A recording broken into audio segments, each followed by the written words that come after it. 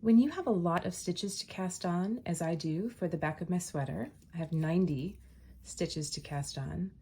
One really pretty way to add stitches to the needle is the cabled cast on. And how you do it is you put your right needle in between the first two stitches, not through any of the loops, but just right underneath and in between. Bring a loop forward and then drag it over and onto the left needle. It's going to make sort of a V, and that's very normal.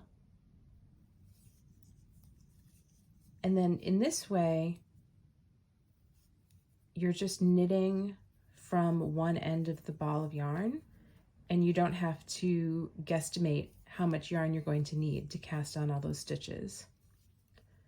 And 90 is a reasonable number, but sometimes, you know, you're knitting and you have to cast on 300 or something like that. And so this can be a very pretty edge as well. Now you might notice that sometimes I wrap my yarn coming toward me like that. And let me see if I can do it this other way, like that.